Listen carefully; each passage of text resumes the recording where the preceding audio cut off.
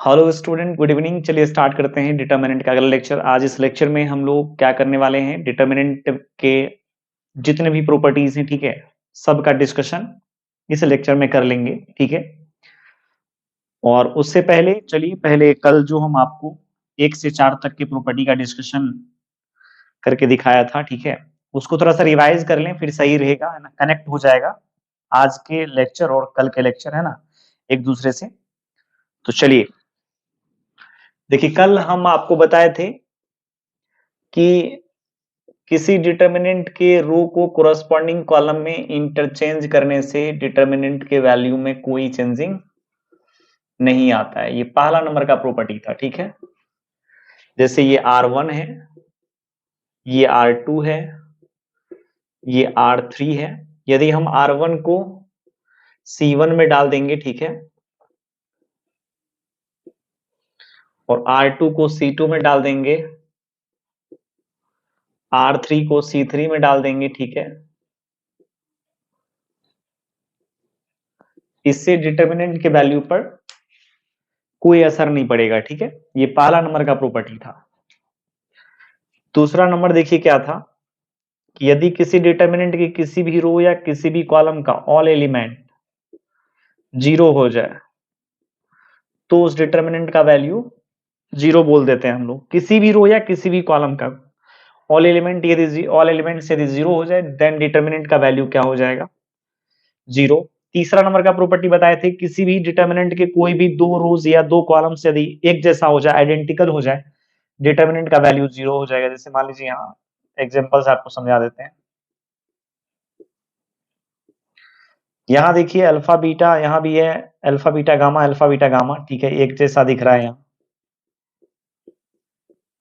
सो इस डिटर्मिनेंट का वैल्यू 0 हो जाएगा। जैसे एक्स वाई जेड, फिर यहाँ ले लेते हैं पी क्यू आर, फिर यहाँ एक्स वाई जेड। यहाँ भी देखिए R1 और R3 एक जैसा आइडेंटिकल है, सो क्या होगा, इस डिटर्मिनेंट का वैल्यू भी 0 हो जाएगा, ठीक है। चौथा नंबर का प्रॉपर्टी देखिए क्या बताए थे, यदि किसी डिटर्मिनेंट के किसी भी रो या कॉलम में, ठीक है, कॉलम के हर एक एलिमेंट्स में सेम चीज मल्टीप्लाइड किया हुआ हो, ठीक है, मल्टीप्लाई किया हुआ रहे, तो उस रो या उस कॉलम से उस नंबर को हम क्या कर सकते हैं, कॉमन कर सकते हैं, ठीक है। अब जैसे देख लीजिए, यहाँ आ जाएगा alpha x, beta x, gamma x, यहाँ पी क्यू आर आ गया, एक्स वाई या ए बी सी। आप देख लीजिए R1 के हर एक एलिमेंट में x से मल्टीप्लाई किया हुआ है, सो R1 से हम क्या कर सकते हैं, R1 के अलोंग x कॉमन कर सकते हैं डिटर्मिनेंट से, तो यह हो जाएगा alpha P A, beta Q B और गामा आर सी, ठीक है। ये आप कॉमन कर सकते हैं। इसका यूज आपको आगे दिखेगा, ऐसे कल के लेक्चर में हम इसके ऊपर बहुत सारा क्वेश्चन किए, सबसे ज्यादा, है ना, प्रॉपर्टी नंबर 4 के ऊपर ही डिस्कशन हुआ था कल के लेक्चर में, ठीक है। चलिए अब 5 नंबर के प्रॉपर्टी को डिस्कशन करते हैं।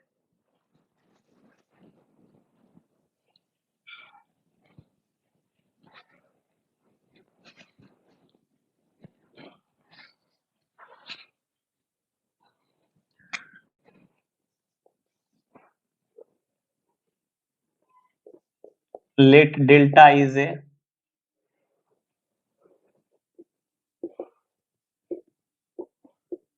given determinant and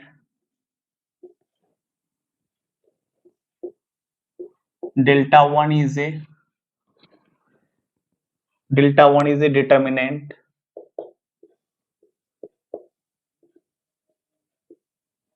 obtained by using, अच्छा चलिए यहां लिख देते हैं,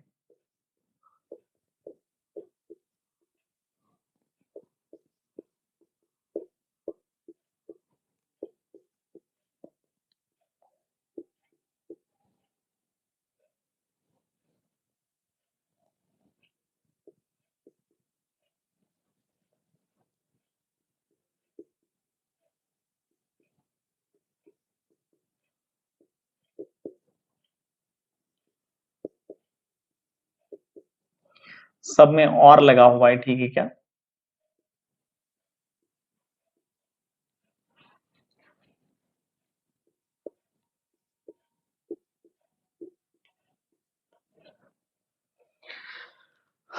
ध्यान देना है यहाँ पर। यहाँ देखिए हम क्या बोले हैं कि डेल्टा एक दिया हुआ डिटर्मिनेंट है, ठीक है। इस प्रॉपर्टी को थोड़ा सा अच्छे से ध्यान से देखिएगा। डेल्टा एक दिया हुआ डिटर्मिनेंट है और डेल्टा वन जो है ना, वो डिटर्मिनेंट है जो इसमें से कोई एक कंडीशन को, है ना, यूज करके प्राप्त हुआ है। देख लीजिए यहाँ लिखे भी है, delta one is determinant obtained by using. या तो हम क्या किए हैं, R1 में x से गुणा करके R1 में लिखे, इस सिंबल का मतलब यही हुआ, R1 में x से गुणा करना है मेरे को, ठीक है। इस मतलब ये जो दिए गए डिटर्मिनेंट है ना, गिवन डिटर्मिनेंट, कि R1 में x से गुणा किए हैं, या नहीं तो R2 में x से गुणा किया हुआ है, या R3 में x से गुणा करके प्राप्त हुआ है डेल्टा टू, डेल्टा वन, या C1 में x से गुणा करके प्राप्त हुआ है, या C2 में x से गुणा करके प्राप्त हुआ है डेल्टा वन, या C3 में x से गुणा करके डेल्टा वन प्राप्त हुआ है। बात आ रही समझ में? ये डेल्टा वन का एप्लीकेशन है, मतलब डेल्टा वन के को जो हम लोग प्राप्त किए, ठीक है, डेल्टा में, डेल्टा के R1 में x से गुणा करके, या R2 में x से गुणा करके, या R3 में x से गुणा करके, या C1 में x से गुणा करके, या C2 में x से गुणा करके, या C3 में x से गुणा करके, ठीक है, ये है। तब यहां पर क्या है देखिए, then delta is equal to हो जाएगा 1/x इंटू डेल्टा वन। अब इस चीज को हम अच्छे से समझा देते हैं और ये तमाम सिंबल का मतलब भी समझा देते हैं, समझिए यहां पर। अब यदि कहीं लिखा हुआ है इस प्रकार से, ठीक है, आगे बहुत ज्यादा काम में आएगा ये सब सिंबल, है ना। और देखिए कहीं लिखा हुआ है इस प्रकार से, फिर कहीं लिखा हुआ है, यहां R1 की जगह पर R2 भी ले सकते हैं, R3 भी ले सकते हैं, कुछ भी ले सकते हैं, ठीक है। इससे आपको बिल्कुल भी टेंशन नहीं लेना है। चलिए R2 ले लेते हैं।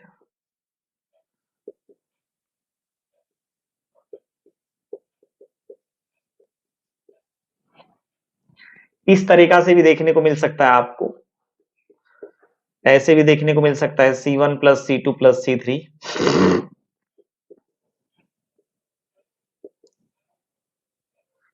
x into C1 plus y into C2 plus Z into C3, इस प्रकार से, है ना, सिंबल दिख सकता है डिटर्मिनेंट के अंदर में। सबसे पहले इसके बारे में हम आपको समझा देते हैं क्या है ये। इसका मतलब देखिए क्या हुआ, इसका मतलब ये हुआ डिटर्मिनेंट के, है ना, जो दिया हुआ डिटर्मिनेंट है, दिए गए डिटर्मिनेंट के R1 में क्या करना है, मेरे को x से गुणा कर देना है, ठीक है। और इसका मतलब ये होता है कि R1 में x से गुणा करके लिखना है मेरे को R1 में ही, ठीक है। जैसे यहां देखिए, अब एक जगह डेल्टा लिखा हुआ है, डेल्टा ले लेते हैं A1 A2 A3 B1 B2 B3 C1 C2 C3। अब मेरा इच्छा है x इंटू R1 करने का, इसका मतलब ये हुआ R1 में x से गुणा करके लिखना किसमें है, R1 में। समझिए यहां पर R1 में x से गुणा कर दीजिए। R1 में x से गुणा करने का मतलब ये हुआ रो वन के, है ना, प्रत्येक एलिमेंट में x से गुणा करना, ठीक है क्या। तो रो वन के प्रत्येक एलिमेंट में x से यदि हम गुणा करेंगे तो आ जाएगा x इंटू A1, फिर यहाँ आ जाएगा x इंटू B1, फिर यहाँ आ जाएगा x इंटू C1, फिर यहाँ देखिए A2 B2 C2, फिर A3 B3 C3, ठीक है, इस प्रकार से।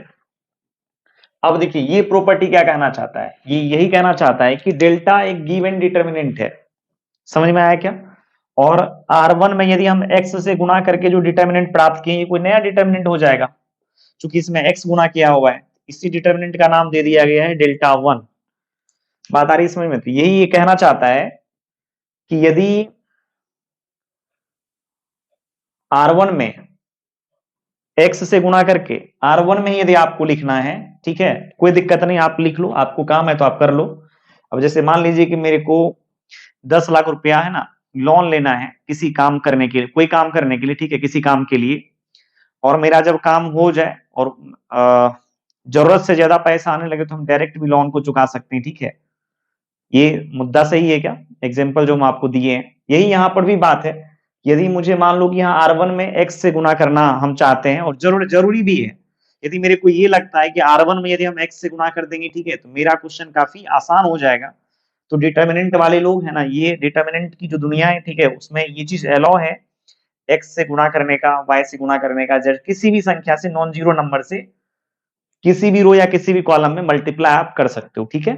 ऐसा डिटर्मिनेंट का कहना है कि नहीं आप कर सकते हो, चलो हम फ्री कर देते हैं आपको, बट एक कंडीशन है यहाँ पर कि यदि तुम R1 में x से गुना करोगे तुम्हारा काम तो चल जाएगा, बट डिटर्मिनेंट का वैल्यू यदि तुम्हारा इच्छा करेगा कभी कि x को कॉमन करने का, तो तुम यहाँ x कॉमन कर लोगे, उस टाइम में तो हम फंस जाएंगे। अरे कभी कभी कोई लोग होता है ना कि फ्रॉड करके है ना, कहीं से कोई बैंक से लोन ले लिया, ठीक है, और जिस नाम से लिया था उसके पास वो सब चीज था ही नहीं। समझ में आ रही है बात? और जब गया वहां देखने तो पता चला कुछ भी नहीं है, लोन मिल चुका है उस बंदा को। तो वही यहाँ पर बात है कि यदि मान लो हम यहाँ से x जिस टाइम, अभी तो मान लो काम चलाओ के लिए, ठीक है, मेरे को काम है तो चलो झूठ बोल लेते हैं, इसमें x से गुणा कर लो, डिटर्मिनेंट वाला बोला भी है, डिटर्मिनेंट की दुनिया में ये अलाउ है, ठीक है, कि आप क्या कर सकते हो x से, या x छोड़ दो, x कहने का मतलब होता है x की जगह पर नॉन जीरो नंबर कोई भी ले सकते हो, -2 -3 -4 1 2 3 कुछ भी। ये बोला है डिटर्मिनेंट वाला कि तुम क्या कर सकते हो ना, कि इतना मैं अलाउ कर देता हूं तुम्हें कि किसी भी रो या किसी भी कॉलम में सेम चीज से तुम गुना कर सकते हो, किसी भी चीज से गुना कर सकते हो, ठीक है। यहाँ R1 में जैसे यहाँ x से हम गुना कर लिए, लेकिन फिर बोला जब तुम्हारा वेरिफिकेशन होगा, ठीक है, उस टाइम पे जब कोई बंदा यहाँ क्या करेगा, x को कॉमन कर लेगा, उस टाइम में तो इस डिटर्मिनेंट का वैल्यू x गुना दिखेगा, हाँ या ना। तो बोला ठीक है तुमको काम है, काम कर लो, लेकिन जितना से तुम गुना किए हो, ठीक है, उसको यहाँ बैलेंस कर दो, काम कर सकते हो तुम, कोई दिक्कत नहीं है, बस उतना से तुम क्या करो, डिवाइड कर दो। और उसका एक चीज ये कहना था कि बस इतना ही काफी था कि मैंने तुमको ऑर्डर कर दिया, ठीक है, कि किसी रो या किसी भी कॉलम में तुम कोई भी चीज से गुना करो, ये तुम्हारे लिए बहुत बड़ी बात है। ये डिटर्मिनेंट वाले का कहना है, ठीक है, कि ये तुम्हारे लिए बहुत बड़ी बात है कि हम तुमको किसी रो या किसी कॉलम में कोई नंबर से गुना करने का इजाजत दे दिए हैं, ठीक है, यही तुम्हारे लिए काफी है। बट उस चीज को चुकाने के लिए तुम एक काम कर सकते हो, करना और करना ही पड़ेगा, उस नंबर से खाली बगल में क्या कर दो, मल्टीप्लाई डिवाइड लगा दो, जैसे x से तुम इसमें गुना करोगे तो x से यहाँ डिवाइड लगा देना। हाँ, बट एक चीज ये उस तब के लिए है जब तुम जिस रो में रखते हो, ठीक है, उसी में x से गुना करते हो। अब जैसे मान लो R1 में हम x से गुना करना चाहते हैं और R1 में रखना चाहते हैं, ये इंडिकेटर है, ठीक है, ये इंडिकेट करेगा कि R1 में तो x से हम गुना कर लेंगे, ठीक है, रखना कहां पर है, R1 में ही रखना है, तो क्या करना है फिर यहाँ x से डिवाइड लगा देंगे, ठीक है। चलो एक दो बार और सोचते हैं इसमें। अब जैसे मेरा मान लो इच्छा है, ये तो हो गया पहला नंबर। दूसरा नंबर में देखिए मेरा इच्छा क्या है, यहाँ है C3 y इंटू C3 करना चाहते हैं हम। फिर भी बोला डिटर्मिनेंट वाला बोला ठीक है कोई दिक्कत नहीं है, कर लो, कोई दिक्कत नहीं है।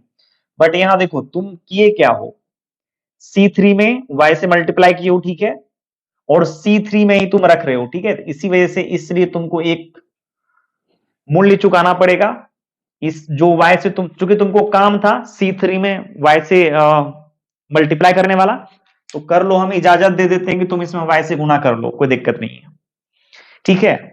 बंदा भी खुश है कि हाँ चलो इसमें y से हम गुना कर लिए हैं, मेरा काम बन गया। और वो ये बोल रहा है कि तुम यहाँ y से डिवाइड लगा दो ताकि हम बिल्कुल भी नहीं फंसेंगे, ठीक है, यदि चेक होगा फिर उस टाइम पर।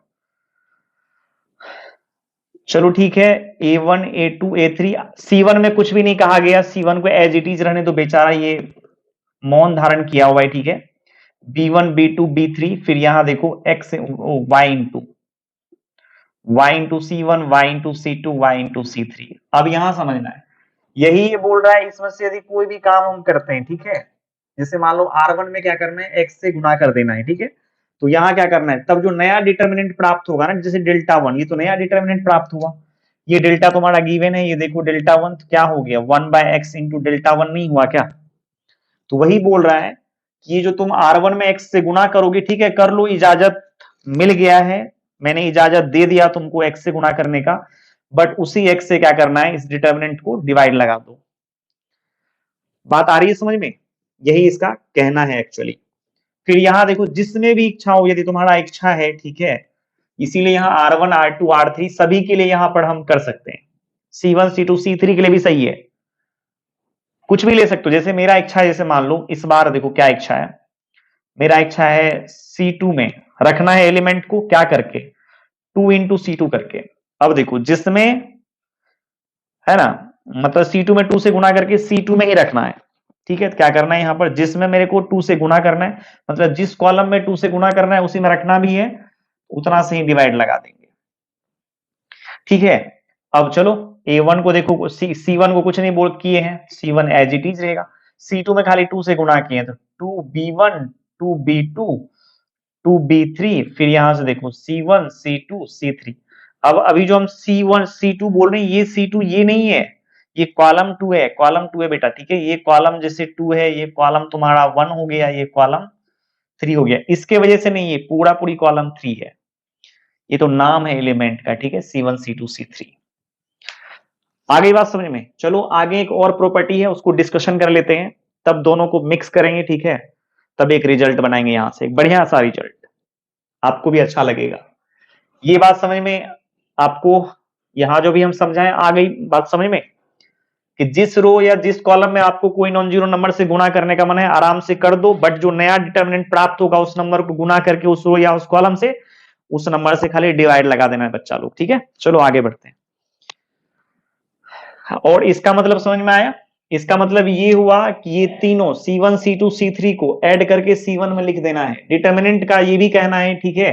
तुम ऐसा भी कर सकते हो कि किसी अन्य रो में, जैसे मान लो कि R2 में, R2 का मतलब ये पूरा एलिमेंट को मिला करके R2, ये नहीं कि R2 यही टू है, या तो R2 यही टू है या R2 इतना ही है, ये पूरा पूरी एलिमेंट है R2 का। यदि मेरे को R2 कहेगा लिखने के लिए, R2 हम लोग क्या लिखेंगे, A2 B2 C2, ये मिला करके R2 होगा। R3 का बात करेगा, ये मिला करके R3 होगा, A3 B3 C3, ठीक है। या यहाँ Y इंटू है तो Y इंटू भी बोल देंगे, क्या दिक्कत है, यदि इस डिटर्मिनेंट के ऊपर हम बात कर रहे हैं तो। इसका मतलब ये हुआ R2 में M से मल्टीप्लाई करना है, ठीक है, फिर R1 को जोड़ना है, ये पूरा प्रक्रिया है ना, करके किस में लिख देना है, R1 में। बात आ रही समझ में, ये कहना चाहता है कि R3 में तुम Y से गुणा कर लेना, R1 में X से गुणा कर लेना, फिर R2 को ये तीनों को ऐड कर लेना करके, ठीक है। ये तीनों को ऐड करके ये प्रक्रिया जो भी मतलब बाहर निकल करके आएगी बन करके, ठीक है, उसको क्या करना है, R2 में लिख लेना है, ठीक है।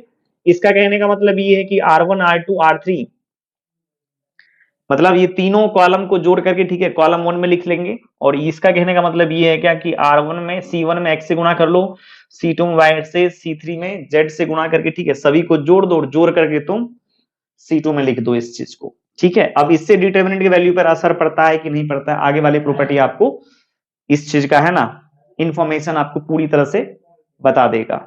समझ में आया क्या, चलो आगे बढ़ते हैं प्रॉपर्टी नंबर 6 के ऊपर। खाली इसका मीनिंग समझ में आया, ये क्या कहना चाहता है ना, काफी है अभी अभी के लिए।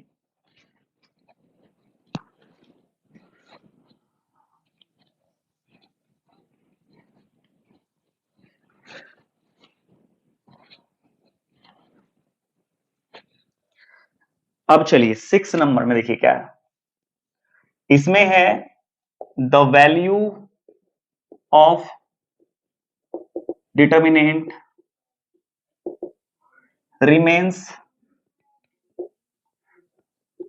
unchanged. The value of determinant remains unchanged when any row or column is multiplied by a non-zero number and added or subtracted from other row or column। अब देखिए ये क्या कहना चाहता है, ये प्रॉपर्टी काफी इंपॉर्टेंट है बेटा, ठीक है। इसमें देखो ये कहना चाहता है the value of determinant remains unchanged when any row any row या column or column is multiplied by a non-zero number and added or subtracted from any other row or column। इसका देखो क्या कहना, मतलब इसका कहने का मतलब क्या है, ये कहना चाहता है कि किसी कोई भी डिटर्मिनेंट है, ठीक है, जो दिया हुआ डिटर्मिनेंट है, उसके किसी भी रो में कोई नंबर से गुना कर दो तुम, और अदर रो में यदि तुम जोड़ देते हो या घटा देते हो, इससे डिटर्मिनेंट के वैल्यू पर कोई असर नहीं पड़ता। इस बात का भी डिटर्मिनेंट है ना, इजाजत आपको दे रहा है कि ये तुम कर सकते हो। ठीक है, थोड़ा सा यहां पर एग्जांपल से समझा देते हैं आपको। चलो एक डिटर्मिनेंट ले लेते हैं। डिटर्मिनेंट है इस प्रकार से,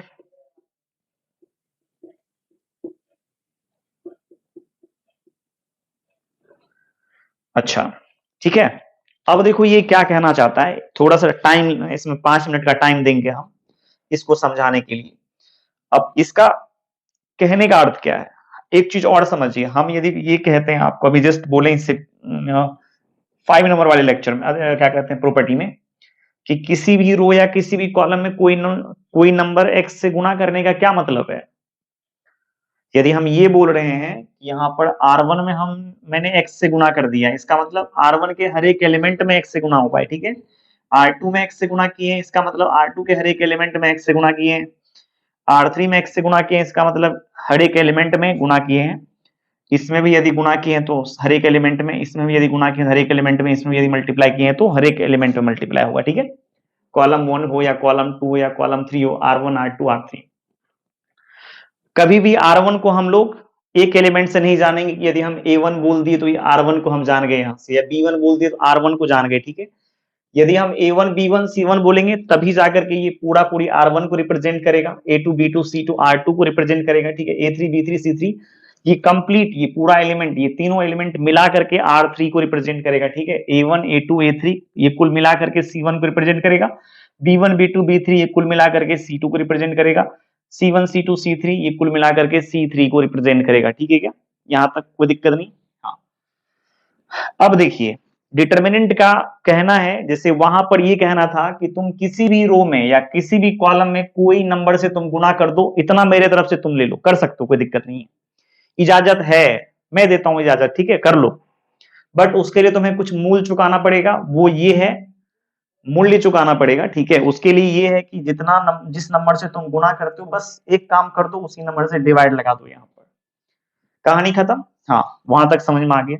अब देखो दूसरी बात, डिटर्मिनेंट का ये भी कहना है कि एक काम तुम और कर सकते हो। ठीक है, यदि तुम्हारी इच्छा हो तो, कि किसी भी रो में, जैसे मान लो कि यदि मेरा इच्छा हुआ कि R3 में x से गुना करके R1 में हम जोड़ना चाहते हैं, तब जाके कुछ अच्छा बन जाएगा। ठीक है, जैसे यदि इसमें मेरा इच्छा है कि x से गुना करके इसमें जोड़ दें, तो भी हम कर सकते हैं, यदि मेरा इच्छा हो तो। ठीक है, वो बोला है कि यदि तुम्हारा इच्छा है कि इसमें x से गुना करके इसमें जोड़ दोगे, तुम्हारे हित में कुछ आ जाएगा। ठीक है, तुम ये भी काम कर सकते हो। ठीक है, तुम्हारे यदि हित में ये चीज है, तुम कर लो। यदि तुम्हें ये लग रहा है कि इसमें कोई चीज से गुना करके इसमें जोड़ने पर या घटाने पे तुम्हारे हित में कोई चीज आ रहा है, ठीक है, ये काम भी तुम कर सकते हो। इसमें कोई चीज से गुना कर दो, ठीक है, और इसमें जोड़ दो या घटा दो, यदि ऐसा करने पर तुम्हारा भला हो रहा है, ठीक है, तो ये काम तुम कर लो। लेकिन इसके लिए तुम्हें कोई मूल्य चुकाना नहीं पड़ेगा। ठीक है, ये तुम्हें फ्री में दे रहा हूं मैं, ऐसा कहने का मतलब है इसका कि ये तुमको फ्री में दे रहे हैं। जैसे उसमें होगा, यदि तुम इस जिसमें रखना चाहते हो, जैसे ये हुआ कि जैसे इसमें x से गुणा करके तुम इसी में रखना चाहते हो, फिर तुमको मूल चुकाना पड़ेगा। ठीक है, क्योंकि इसका वजन बढ़ जाएगा। अब तुम कहोगे नहीं, फिर इसमें भी गुणा करके सर इसमें यदि जोड़ेंगे घटाएंगे तो वजन तो इसका भी बढ़ेगा, लेकिन ऐसे इसमें इसके वैल्यू पर कोई असर नहीं पड़ता है। ठीक है, हम आपको एग्जाम्पल लेके भी दिखा देते हैं, कोई असर ही नहीं पड़ता है। ठीक है, बात भी सही है। तो वही डिटर्मिनेंट वाला बोला है कि इसमें यदि तुम्हारा इच्छा है ऐसा करने का, R1 plus M into R2 करने का, तो कर सकते हो, कोई दिक्कत नहीं। इसका मतलब R2 में m से गुना कर लो और R1 में ऐड करके, ठीक है, ये पूरी जो प्रक्रिया है करने के बाद R1 में यदि तुम लिख देते हो ना, तुम्हारे हित में यदि ये चीज है तो आराम से तुम कर लो, मेरे तरफ से कोई प्रतिबंध नहीं होगा। बात आ रही समझ में? हाँ, तो वही यहां बोल रखा है डिटर्मिनेंट का। देखिए प्रॉपर्टी क्या कहना चाहता है, the value of determinant remains unchanged. कह रहा है कि डिटर्मिनेंट के वैल्यू पर कोई असर नहीं पड़ने वाला है। ठीक है, डिटर्मिनेंट की वैल्यू में कोई बदलाव नहीं होगा। ठीक है ना, व्हेन एनी रो और column is multiplied by non zero number and added और subtracted from any other row और कॉलम। यही कहना चाहता है कि डिटर्मिनेंट के किसी भी रो या किसी भी कॉलम में कोई नॉन जीरो नंबर से गुणा करके अदर रो में यदि हम जोड़ देंगे या घटा देंगे, उससे डिटर्मिनेंट के वैल्यू पर कोई असर नहीं पड़ने वाला है। बच्चा लोग समझ में आ रही है बात? इससे कोई असर नहीं पड़ेगा, बल्कि वही रहने वाला है। जो इस डिटर्मिनेंट का वैल्यू आएगा वही नया वाला डिटर्मिनेंट का भी वैल्यू आएगा। ठीक है, मतलब ये ऐसा करने का देख लो, यहां पर मान लो हम यूज कर रहे हैं यहां पर ये वाला कंसेप्ट,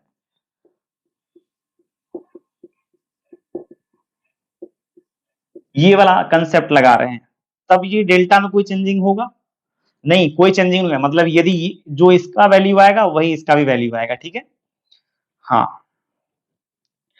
क्या किए यहां पर देखो, R1 plus m into R2, इसका ऐसे उल्ट मतलब समझो, ऐसे उल्टा पढ़ो, R2 में m से गुणा करना है, ठीक है, फिर R1 को ऐड करना है। ये पूरी जो मतलब यहां पर पूरी जो यहां बन करके आया है रिजल्ट है ना, उसको किस में लिख देना है, उसको किस में लिख देना है, R1 में। ठीक है, तो चलो R1 मतलब लिखना R1 में है, क्या करके R1 मतलब A1 plus m into R2, इसमें m से मल्टीप्लाई करोगे तो मन की आंख से देखो क्या क्या दिखेगा तुम्हें, MA2 MB2 MC2।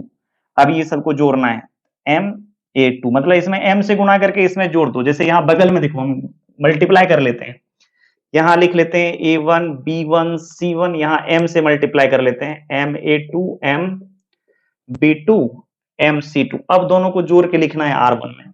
अब दोनों को जोड़ो, संगत एलिमेंट को जोड़ना है, कोरस्पॉन्डिंग एलिमेंट को, इसको फिर इसको। ठीक है, अच्छा जोड़ के लिखो, फिर यहां आ जाएगा B1 प्लस एम इंटू कितना B2, फिर यहां C1 plus M into C2, फिर यहां हो जाएगा A2 B2 C2 A3 B3 C3। अब यहां आपको एक चीज यहां लग सकता है, ठीक है, क्या यहां 1/m से डिवाइड लगाना सही है? बिल्कुल नहीं, डिटर्मिनेंट वाला बोला है। ठीक है, कोई दिक्कत नहीं, ये तुमको हम फ्री में ऑफर में दे रहे हैं। ठीक है, क्योंकि वहां वो तुमको सब्सक्रिप्शन वो वाला लेना पड़ेगा। ठीक है, ये फ्री में है कि तुम किसी रो में गुणा करके अदर रो में जोड़ दो या घटा दो, उससे कोई फर्क पड़ने वाला नहीं है। ऑफर है ना, ऑफर में ये फ्री हो जाएगा। ये चीज समझ में आना चाहिए बच्चा लोग। अब यदि मेरा इच्छा है, ठीक है, कि इसमें कोई चीज से गुणा करके इसमें जोड़ने का, वो भी कर सकते हैं। जैसे यदि मेरा 2 नंबर मान लो इच्छा हो जाएगा ऐसे कि R2 में करने का, तो R2 में कर सकते हैं क्या? हाँ बिल्कुल, R2 plus m into R3 भी यदि करने का इच्छा होगा वो भी कर सकते हैं हम। तो लेकिन यहां देखो A1 को कुछ नहीं किए हैं, B1 मतलब R1 को कुछ नहीं किए, देखो केवल R2 में ऑपरेशन लगाना है। ये वाला ये कंसेप्ट यूज करना है R2 के लिए केवल, है ना, R2 के ऊपर फोकस करेंगे हम खाली। देखो फिर यहां पर A2 प्लस इसमें m से गुणा करना है, पहले इस एलिमेंट में m से गुणा करके उसमें ऐड कर दो, तो m इंटू हो जाएगा क्या A3, फिर यहां आ जाओ B2 plus m into B3, फिर यहां देखो C2 plus m into C3, फिर यहां ले लेते हैं A3, यहां ले लेते हैं B3, यहां ले लेते हैं C3, फिर इस डिटर्मिनेंट का वैल्यू। ये ऐसा करने से डिटर्मिनेंट के वैल्यू पर कोई असर नहीं पड़ने वाला है, बल्कि वही रहेगा, जो इसका वैल्यू आएगा वही इसका भी वैल्यू आएगा। ठीक है, अच्छा अच्छा, यदि मेरा इच्छा इस प्रकार से हो जाए, इस बार हम लिखना चाहते हैं R3 में x into R3 plus y into R2 करके, ठीक है, तब क्या होगा? तब भी ये डेल्टा ही रहेगा या कुछ और हो जाएगा? यहां एक चीज है ना, गौर से देखना, यहां देखो सब्सक्रिप्शन भी कोई कोई चीज आप देखते होंगे, है ना, कि मतलब सब्सक्रिप्शन भी है और फ्री में भी चीजें मिल रही है। ठीक है, आप चाहो तो सब्सक्रिप्शन ले लो किसी चीज का, मतलब पैसा देकर, है ना, तो वो आपको पैसे में मिलेगा, और उसी चीज में है ना कोई चीज जैसे बोल दिया, जैसे चलो अलजेब्रा पढ़ा रहे हैं हम, ठीक है, अलजेब्रा फ्री में ले लो और बाद बाकी कैलकुलस के लिए मुझे पैसा दे दो। वही बात यहां पर है कि यहां देखो जिस रो में इस पर सब्सक्रिप्शन वाला कंसेप्ट अप्लाई होगा, ठीक है, इसमें फ्री है कि अदर रो में कोई चीज से गुणा करके यदि जोड़ना रहे तो अब यहां देखो R3 में क्या करना है मेरे को, x से गुना करके, ठीक है, और R2 में y से गुना करके पूरे को जोड़ करके रिजल्ट को लिखना है R3 में, ठीक है। इसमें एक चीज खाली देखना है कि जिस रो में मेरे को रखना है उसमें देखो कोई चीज से यदि गुना किया हुआ है तो उतना से खाली डिवाइड लगा दो, बस इस बात को खाली याद रखना है, ठीक है। क्योंकि ये पैसे लेके खरीदा हुआ चीज है, ये फ्री में मिलता है। अब y से भी डिवाइड लगेगा क्या? बिल्कुल नहीं, y से बिल्कुल डिवाइड नहीं लगेगा। चलो यहां A1 B1 C1 as it is रहेगा, फिर A2 B2 C2 भी एज इट इज रहेगा, फिर लेकिन यहां पर क्या करना है, x into A3 plus y into A2 हो जाएगा, फिर यहां देखो x into B3 plus y into B2 हो जाएगा, फिर x into C3 plus y into C2 हो जाएगा। बंद कर दो यहां पर, है ना। मतलब इस तरीका से हम कर सकते हैं, ठीक है। चलो इसको मिटाते हैं, और भी इसमें क्या क्या हम कर सकते हैं वो सब के ऊपर थोड़ा सा बात कर लेते हैं यहीं पर, है ना।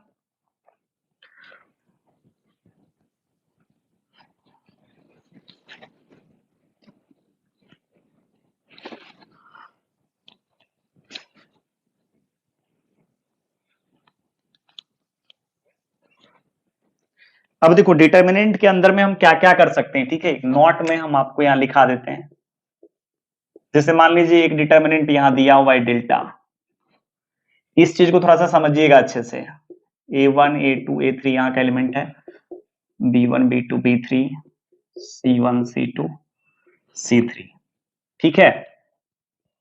अब नंबर एक में देखिए, यदि मेरा इच्छा है, यदि मेरा इच्छा हो कि ये तीनों कॉलम को जोड़कर, है ना, कि मेरे को C1 में लिखने का मतलब ये सभी को ऐड करना चाहते हैं, तीनों कॉलम को ऐड करना चाहते हैं, और ऐड करके किसी में भी लिख सकते हैं। तीनों कॉलम को भी जोड़ सकते हैं हम, तीनों रो को भी जोड़ सकते हैं, ठीक है। इससे डिटर्मिनेंट के वैल्यू के ऊपर कोई असर नहीं पड़ता है, ठीक है। जैसे यदि मेरा इच्छा हो जाए कि C1 में C1 plus C2 plus C3 करके लिखने का, तो भी हम कर सकते हैं, या C2 में लिखने का मन करेगा मेरा C1 plus C2 plus C3, तब भी कर सकते हैं। यदि मेरा C3 में इच्छा करेगा C1 plus C2 plus C3, plus minus भी यहाँ आप ले सकते हैं। यदि मेरा मन करेगा प्लस लेने का प्लस लेंगे, माइनस लेने का माइनस ले सकते हैं, ठीक है। नंबर 2 में देखो, यदि मेरा आपका इच्छा है कि तीनों रो को जोड़ करके हम R1 में लिखना चाहते हैं, ठीक है क्या, ऐसा भी हम कर सकते हैं। फिर यदि मेरा इच्छा है कि नहीं इसी रिजल्ट को, या प्लस माइनस भी कर सकते हैं, यदि मेरा मन करेगा प्लस करने का प्लस करेंगे, माइनस करने का मन करेगा माइनस करेंगे, ठीक है। यदि ऐसा इच्छा हो कि R1 वही plus minus R2 plus minus R3 करने का, ये भी कर सकते हैं। फिर R1 plus minus R2 plus minus R3, यहां भी प्लस माइनस करने का मन है कर लो, ठीक है क्या, वो अपना मन है। यदि मेरा इच्छा करेगा तो हम आराम से कर सकते हैं इस चीज को, ठीक है। यदि मेरा इच्छा करेगा, ठीक है, R1 में m into R1 plus n into R2 plus t into R3 करने का, ऐसा भी कर सकते हैं। बट यहाँ एक चीज करना है कि देखिए जिसमें हम लिख रहे हैं, ठीक है, लिख रहे हैं R1 में, और देखना है यहाँ पर R1 में कोई चीज से गुना किया हुआ है क्या, हाँ m से, तो आराम से इससे जो भी डिटर्मिनेंट बन के आएगा, न्यू डिटर्मिनेंट मान लीजिए डेल्टा 1, उसमें क्या करना है, खाली m से डिवाइड लगा देना है, ठीक है। कहानी वही है, कोई दिक्कत नहीं है। यदि मान लीजिए मेरा इच्छा होगा कि दो रो को, है ना, जोड़ करके R1 से घटाने का, जैसे मान लीजिए R2 प्लस R3 को मेरा इच्छा है जोड़ने का और R1 से घटाने का, ठीक है, ऐसा भी कर सकते हैं। ये सब फ्री है, इसमें कोई पैसा वैसा नहीं लगेगा, ठीक है, ये बिल्कुल फ्री में मिल जाएगा। ये सब काम हम कर सकते हैं डिटर्मिनेंट को के क्वेश्चन को सॉल्व करने के टाइम पर, ये फ्री में मिल जाएगा। इसके लिए कुछ भी आपको मूल्य चुकाने का जरूरत नहीं है। हाँ, लेकिन याद रखना है, जैसे मान लो कि यदि हम यहाँ लिखें minus of R1 plus R2 plus R3, तो यहाँ फिर मूल्य चुकाना पड़ेगा। क्यों? देखो जिसमें रखें उसमें -1 से मल्टीप्लाई किया हुआ है, ठीक है, तो इसीलिए -1 से न्यू वाले डिटर्मिनेंट को क्या करना पड़ेगा, डिवाइड भी लगाना पड़ेगा। खैर इसके लिए कोई दिक्कत नहीं है, ये सब आप समझ चुके हैं, ठीक है। हाँ ठीक है ना, ऐसे कर सकते हैं। जैसे मान लीजिए मेरा इच्छा है, फिर से एक बार देख लीजिए, रिवाइज कर लीजिए, ऐसा करने का। ये डिटर्मिनेंट है पुराना वाला जो दिया हुआ डिटर्मिनेंट है, यदि मेरे को नया डिटर्मिनेंट मान लीजिए डेल्टा 1 मिल गया है m से गुना करने के बाद R1 में, तो यहाँ क्या करना है, डिवाइड लगा देना है, ठीक है। क्लियर है। फिर वही कहानी यहां पर आराम से हो जाएगा, अब कोई दिक्कत नहीं है, बिल्कुल भी समझने में तकलीफ नहीं आई होगी मेरे ख्याल से, जो मुझे लग रहा है। ठीक है, ये सब काम हम कर सकते हैं। अब देखिए, जैसे एक क्वेश्चन ले लेते हैं। क्वेश्चन है prove that A minus B, B minus C, C minus A है पहला कॉलम में, फिर है B minus C, C minus A minus B, फिर यहाँ C minus A minus B, B minus C. इस डिटर्मिनेंट को है ना जीरो दिखाना है, इस डिटर्मिनेंट का वैल्यू।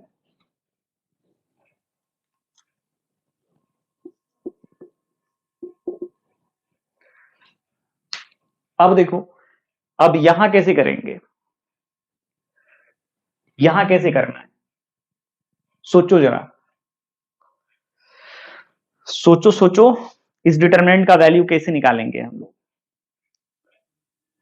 अब यदि हम सबसे पहले दिमाग लगाते हैं, यहां मेरे पास 6 मेथड है, R1 R2 R3 C1 C2 C3 के अलोंग एक्सपेंड करने का, एक्सपेंड करके वैल्यू निकालेंगे तब भी जीरो आ जाएगा। ठीक है, चलो मेथड, सातवां मेथड है सारस रूल से, मतलब ये सबको मल्टीप्लाई करना पड़ेगा, थोड़ा सा टाइम तो लगेगा। यदि हम इस इधर के सातों मेथड में से किसी भी मेथड का यूज करते हैं तो काफी लंबा जाएगा क्वेश्चन। ठीक है, पता चलेगा 45 मिनट इसी क्वेश्चन को बनाने में लग गया। ठीक है ना, तो दिमाग लगाएंगे। ठीक है, और कोई अभी तक जो है ना 6 प्रॉपर्टी तक पढ़े ना, 6 तक प्रॉपर्टी पढ़ लिए हैं। अब दिमाग लगाएंगे, कोई प्रॉपर्टी पे यदि ये क्वेश्चन आ जाए, ठीक है, तो डायरेक्ट आंसर बोलने में मजा आएगा, या कुछ करने के बाद यदि प्रॉपर्टी पे आ जाता है तो डायरेक्ट आंसर बोल देंगे। सातों मेथड तो बहुत ज्यादा भारी है भाई। ठीक है, जो बात है मुझसे तो कोई भी कर लेगा, यदि उतर जाए करने पर तो है ना, कोई भी बच्चा छोड़ेगा नहीं, बना के आएगा क्वेश्चन। ठीक है, लेकिन 45 मिनट टाइम इसी में ले लेगा। अब दिमाग लगाते हैं, एक चीज तो मेरे को यहां दिख रहा है। ठीक है, यहां पर हम प्रॉपर्टी की हेल्प से, ठीक है, दो मेथड से इस क्वेश्चन को सॉल्व करके आपको दिखाते हैं। फर्स्ट टाइम देखो आइडिया कैसे लेना है अपने को।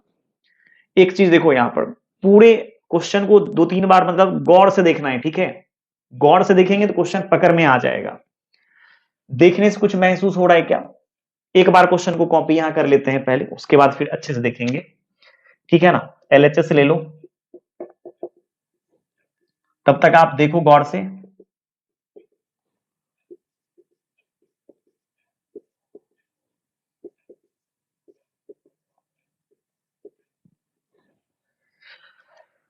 कुछ दिख रहा है क्या? वो सात सात जो प्रॉपर्टी मतलब सात मेथड जो आप पहले से जान चुके हैं, अभी उसको नहीं देखना है। ठीक है, उसके बारे में सोचना ही नहीं है। अब एक चीज मेरे को दिख रहा है, ठीक है क्या, मेरे को देखो क्या क्या दिख रहा है, कि यहां देखो ए दिख रहा है, यहां माइनस ए दिख रहा है। ठीक है क्या, यहां देखो माइनस बी दिख रहा है, यहाँ बी दिख रहा है, यहाँ माइनस सी दिख रहा है, यहाँ प्लस सी दिख रहा है, यहाँ देखो बी दिख रहा है, यहाँ माइनस बी, यहाँ सी, यहाँ माइनस सी, यहाँ माइनस ए, यहाँ ए, यहाँ देखो सी, यहाँ माइनस सी, यहाँ माइनस ए, यहाँ ए, यहाँ माइनस बी, यहाँ सी।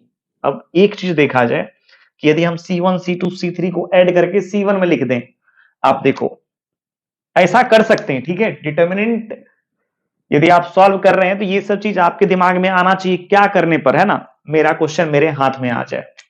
यदि यहां देखो हम यदि C1 plus C2 plus C3 कर दें, ऐसा कर सकते हैं। ठीक है, तो क्या क्वेश्चन आपके हाथ में नहीं आ गया?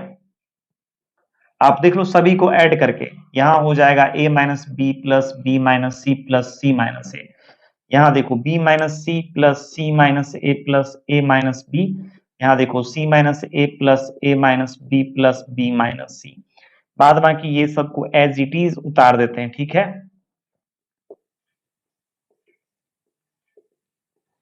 बात आ रही है समझ में? अब देखो यहाँ plus A cancel, minus B plus B cancel, plus C minus C cancel, इसका मतलब यहां हो जाएगा जीरो। यहां पे देखो सब के सब कट रहा है। ठीक है, मतलब ये भी हो जाएगा जीरो, यहां भी हो जाएगा जीरो। इधर अब बी माइनस सी माइनस से ए माइनस बी को कॉपी कर लेंगे। ठीक है, सी माइनस से ए माइनस बी, बी माइनस सी। अब देखो सेकेंड नंबर का प्रॉपर्टी है, वहां बताए थे यदि किसी डिटर्मिनेंट के किसी भी रो या किसी कॉलम का ऑल एलिमेंट यदि जीरो हो जाए, देन वैल्यू ऑफ डिटर्मिनेंट क्या हो जाता है? जीरो। हाँ है ना, देखो कितना इजी था। यदि अभी हम लोग वो सात मेथड जो पहले से सीख चुके हैं, ठीक है, करने के लिए, उससे बनाते तो शायद ये क्वेश्चन नहीं बन पाता इतना आसानी से। और वो वाला मेथड जो सात को मेथड हम आपको बताएं, वो उस टाइम के लिए छोड़ दीजिए, आप जब आप फंस मतलब प्रॉपर्टी आपके दिमाग में नहीं आ रहा है, आप पूरी तरह से फंस चुके हैं। ठीक है, ऐसे उसको भी लगाएंगे तो पूरी तरह से आप फंसेंगे, इसमें कोई डाउट नहीं है। लेक्चर 3 तक जो भी क्वेश्चन करने के लिए था डेटा बेस्ड है ना, उसके लिए वो सब मेथड सही था, बट ये सब इस टाइप के क्वेश्चन को बनाने के लिए प्रॉपर्टी ही काफी है। समझ में आया क्या? चलो अगला क्वेश्चन ट्राई करते हैं।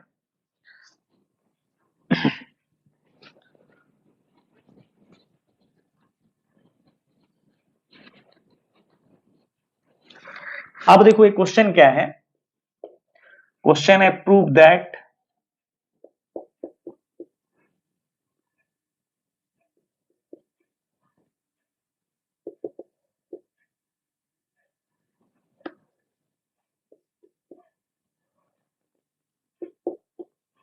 ये कॉसेक है, CSC का फुल फॉर्म होता है cosec. CSC theta means cosec theta बच्चा लोग।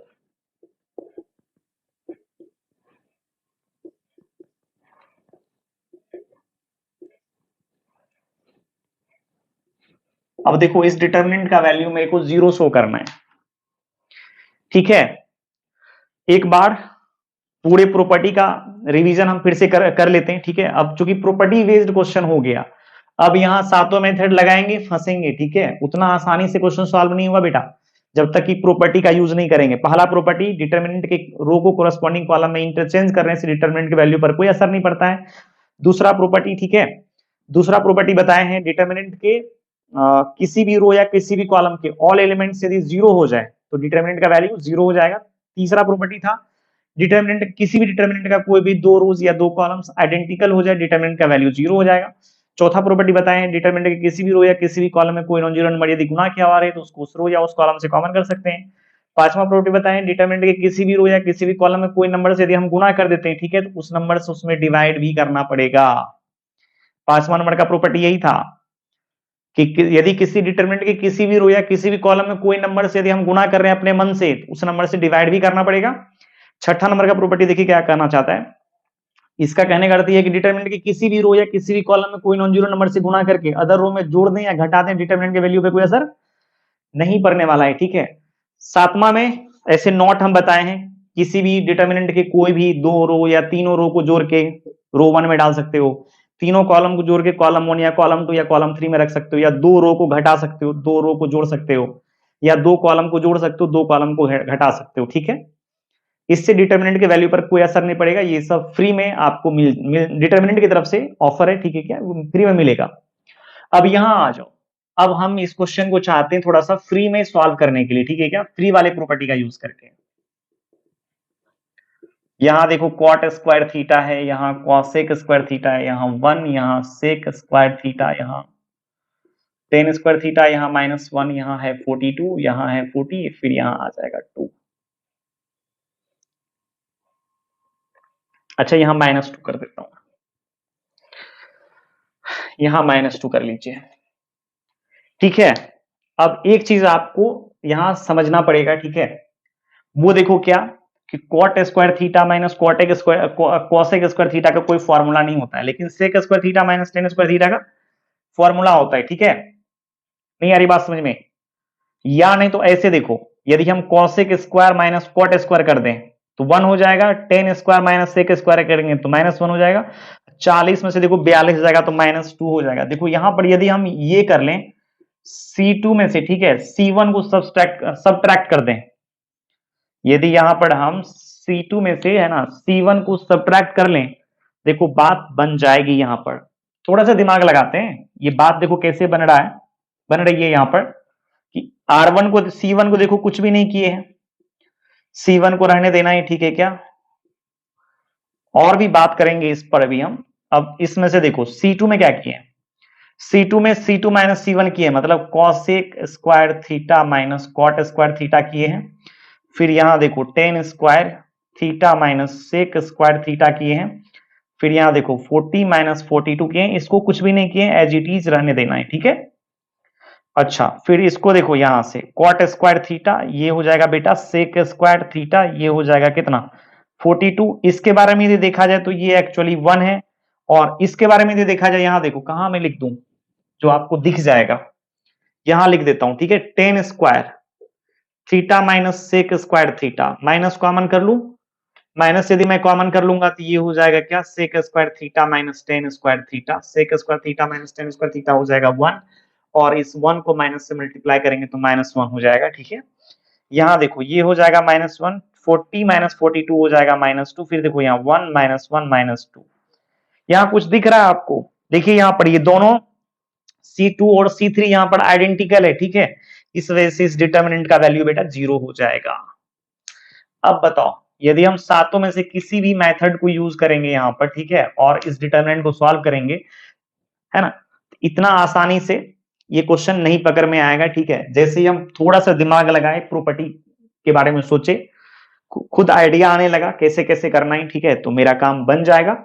और देखिए किए हैं और मेरा काम सच में बन भी रहा है। ठीक है, अब यहां देखिए, जैसे मेरे दिमाग में ये क्यों आया, इसमें से इसको घटाने, इसमें से भी इसको घटा सकते थे, कोई दिक्कत नहीं है, इसमें से भी इसको घटा सकते थे, इससे कोई फर्क पड़ने वाला नहीं है अपने को।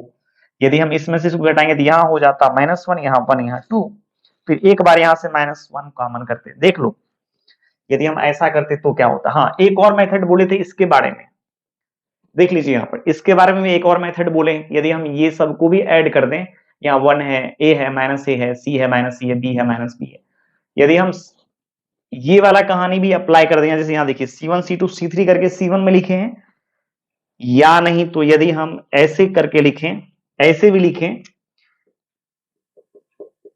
R1 plus R2 plus R3 करके, ठीक है, ये सबको जोड़ेंगे तो यहाँ 0 0 0 आएगा, बाद में यहाँ जो भी है, समझ में आया क्या, वही कॉपी किए हैं। अब इस डिटर्मिनेंट के देखिए, R1 में, R1 के हर एक एलिमेंट को 0 देखते ही डिटर्मिनेंट का वैल्यू हम 0 बोलने वाले हैं। ठीक है, और बोल भी देंगे, क्यों नहीं, आप भी बोल सकते हैं। सेकेंड नंबर का प्रॉपर्टी हम आपको बता चुके हैं। ठीक है, इसको देखिए हम और भी अलग अंदाज में कैसे कर सकते थे, जैसे यहां हम C2 माइनस C1 किए हैं, यहां यदि मेरे मन में C1 माइनस C2 वाला कंसेप्ट आता, वो भी हम कर सकते थे बेटा। ठीक है, ये भी कर सकते थे, यहां खाली लिख दीजिएगा यूजिंग, जो यूज किए हैं कंसेप्ट, ये हो जाता cot square theta minus cosec square theta, यहां हो जाता sec square theta minus tan square theta, फिर यहां देखो यहां हो जाता 42 माइनस 40, फिर यहाँ कॉसेक स्क्वायर थीटा, फिर यहाँ टेन स्क्वायर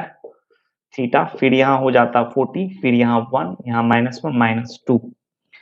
ठीक है ना, अब यहाँ देखो cot square theta minus cosec square theta, minus common होगा, कॉट, अब माइनस कॉमन यदि हम कर लेते हैं, यहाँ पर देखो cosec square theta minus cot square theta हो जाएगा, इसका वैल्यू 1, सो हो जाएगा इसका वैल्यू -1, ये -1, ये 1, और ये कितना 2, फिर 1 -1 ओ नहीं, यहाँ कॉसेक लिखना पड़ेगा ना, cosec square theta tan square theta, और यहाँ हो जाएगा 40, 1 -1 -2।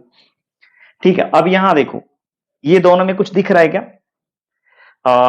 या यदि आपका इच्छा है ये दोनों को ऐड करने का तो आप ऐड कर सकते हैं। आप देख लीजिए, ये दोनों को यदि हम जोड़ेंगे यहाँ पर, जैसे C1 प्लस C3 यदि हम कर देते हैं, ऐसा कर सकते हैं। ठीक है, दिमाग में ये सब आइडिया आने लगेगा एक दो क्वेश्चन करते करते। ठीक है, अब जैसे यहाँ देखो 0 0 0 आ जाएगा, फिर यहाँ कॉसेक स्क्वायर थीटा, फिर यहाँ देखो टेन स्क्वायर थीटा, फिर यहाँ 40, फिर यहाँ 1 -1 ओ 1 -1 -2, फिर देखो यहाँ इस डिटर्मिनेंट में दिख रहा है क्या, ऑल एलिमेंट्स इसका 0 है। इस डिटर्मिनेंट के C1 में देखो, C1 का ऑल एलिमेंट्स 0 है, देयरफॉर इस डिटर्मिनेंट का वैल्यू 0 हो जाएगा। ठीक है चलो और भी एक क्वेश्चन और ट्राई करते हैं। ठीक है, उसके बाद आज कहानी को यहीं ब्रेक करेंगे। ठीक है ना, और अगले लेक्चर में एक और प्रॉपर्टी बच गया है, उसके ऊपर डिस्कशन कर करके, ठीक है, फिर क्वेश्चन लगाएंगे।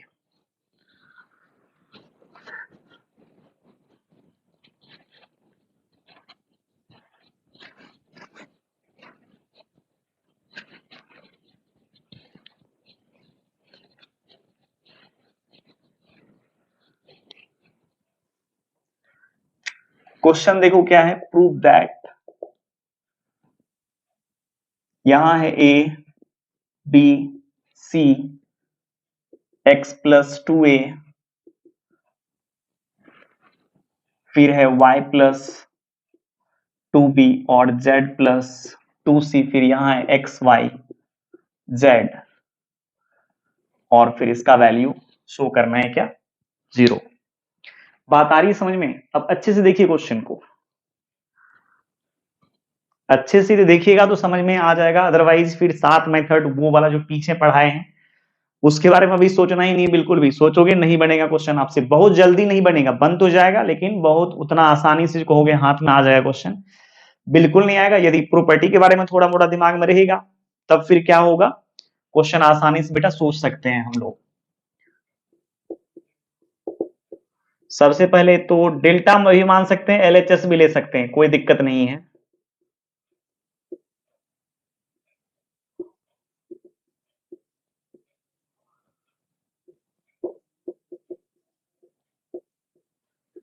ठीक है, अब यदि गौर से देखा जाए तो आप देख लीजिए इसमें किया क्या है, क्वेश्चन में कुछ ना कुछ तो कॉमन दिख रहा होगा। कॉमन चीजें देखो क्या दिख रहा है, मेरे को जो दिख रहा है कि लग रहा है क्या कि R1 में कोई बंदा 2 से मल्टीप्लाई कर दिया है, ठीक है, और R3 को ऐड करके R3 में यदि लिख दिया जाए, देखो एज इट इज दिखने लगेगा ये चीज। एक बार देखो यहां लिख देते हैं R3 में कि देखो क्या R3 प्लस 2 इंटू R1 करके देखो एज इट इज दिखने लगेगा इस तरीका से चीजें, ठीक है। और अब देखिए अब आपको हम क्या बोले, डिटर्मिनेंट की किसी रो या कोई भी कॉलम में कोई नॉन जीरो नंबर से गुणा करके अदर रो में जोड़ने या घटाने से डिटर्मिनेंट के वैल्यू पर कोई असर नहीं पड़ता है, मतलब ये फ्री वाला हो गया। यदि हम यहां पर इसी चीज को इसमें लिखते R1 में लिखते, ठीक है, तो 2 से डिवाइड लगाना पड़ता, यहां लिख सकते थे कोई दिक्कत नहीं है, लेकिन R3 में हम लिखना चाहते हैं, ये भी लिख करके हम यहां दिखा देते हैं ऐसे A B C x plus 2a y plus 2b और z प्लस यहां देखो 2c है, यहां भी वही होगा x plus 2a y plus 2b और z प्लस 2c। देख लो x प्लस 2a, चूंकि इसमें 2 से हम मल्टीप्लाई कर लिए 2a 2b 2c दिख रहा है, और ऐड करेंगे कोरस्पॉन्डिंग एलिमेंट को x plus 2a y plus 2b z plus 2c दिख रहा है R3 में। अब यहां देखो ये दोनों आइडेंटिकल है,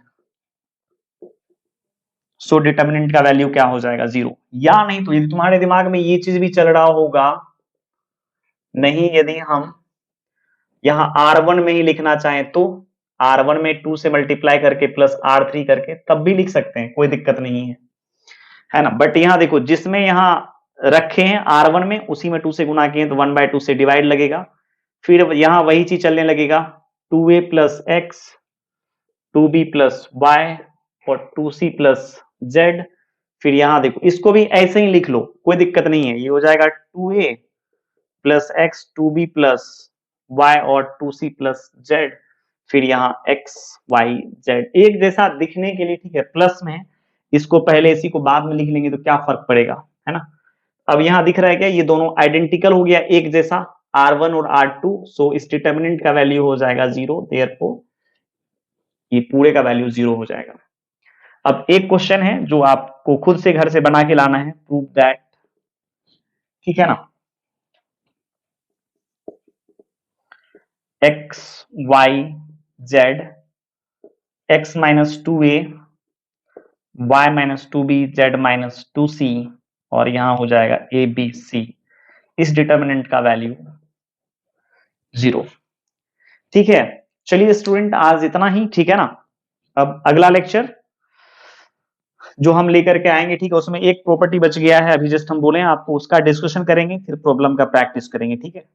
उसके बाद काफी कंसेप्ट आपका अच्छा हो जाएगा, क्लियर हो जाएगा।